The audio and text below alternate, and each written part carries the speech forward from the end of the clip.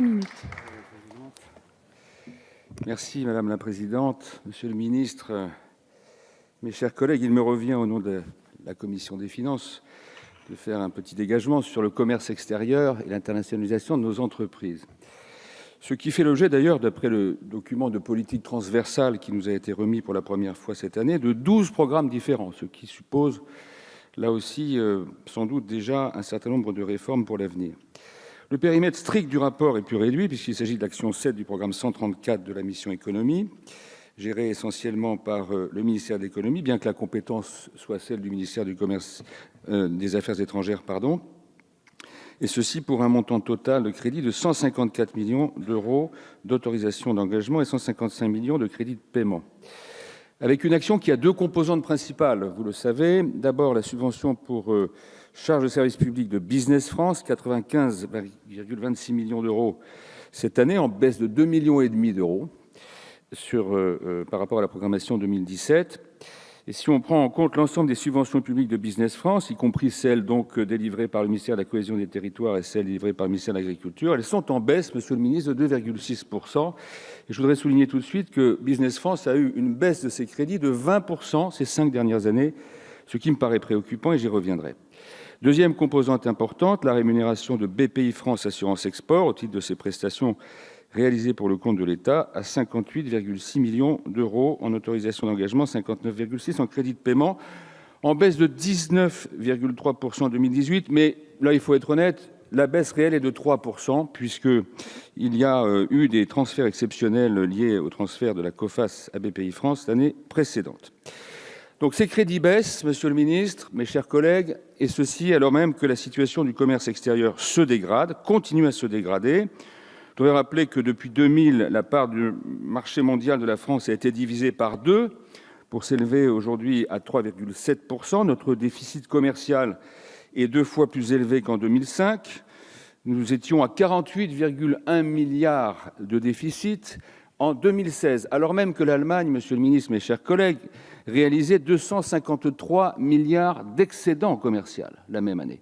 Et en année glissante, nous sommes à ce jour, sur les 12 derniers mois, à plus de 60 milliards d'euros de déficit commercial. Donc je donne ces chiffres, je les rappelle, parce qu'il faut qu'on prenne conscience d'une situation qui n'est toutefois tout de même pas très satisfaisante, c'est le moins qu'on puisse dire.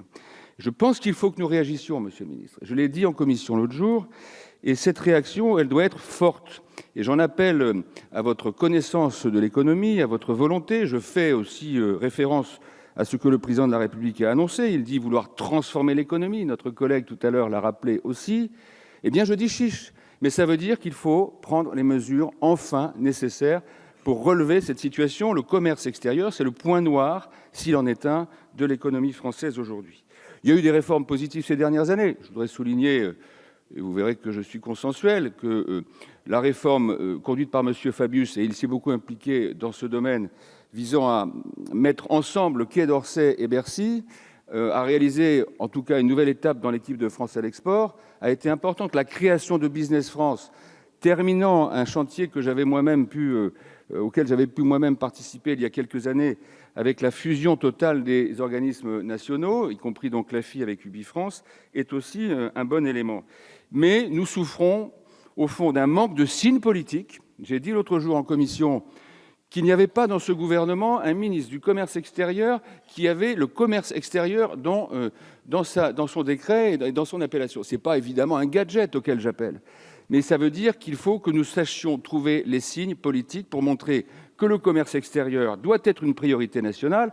Et ça veut dire aussi donc qu'il faut des conséquences en matière à la fois de budget, Monsieur le Ministre, et à la fois sur le fait qu'il faut enfin aboutir sur la réforme du dispositif public. Et j'en termine là-dessus. Budgétairement, nous avons une baisse, je l'ai dit tout à l'heure, des crédits de Business France, qui aujourd'hui, avec la subvention publique, ne peut même plus couvrir ses charges de masse salariale, ce qui veut dire qu'elle est obligée d'augmenter ses facturations et en nombre et en tarifs, ce qui n'est pas bon pour les entreprises qu'elle est par ailleurs censée accompagner. Et je voudrais souligner aussi que Bercy, Monsieur le Ministre, a demandé à BPI-France Assurance Export de limiter à 32 millions en 2018 et 28,5 millions je termine, Madame la Présidente, en 2019, les crédits sur l'assurance prospection, alors que c'est l'outil préféré des PME, que ça fonctionne extrêmement bien, que nous sommes les seuls au monde à avoir cet outil. Je pense qu'il y a là aussi une vision très restrictive. Donc il faut donner un signe fort, il faut, je pense, Monsieur le Ministre, sanctuariser ce budget et cesser les coups de rabot annuels que nous connaissons depuis des années. Et enfin, il faut, et j'en termine là-dessus, conduire, et je crois que tous les acteurs y sont prêts, y compris Business France, y compris les services de l'État et bien sûr les milieux consulaires ou patronaux, il faut conduire enfin la réforme définitive du dispositif public d'appui à l'export qui permettra d'avoir pour nos entreprises une vraie lisibilité. Mais je m'arrête là parce que ce serait trop long de rentrer dans les détails, mais vous connaissez la nécessité de faire cette réforme. Merci, monsieur Cela le repose rapporteur. sur une volonté politique. C'est ce que nous attendons.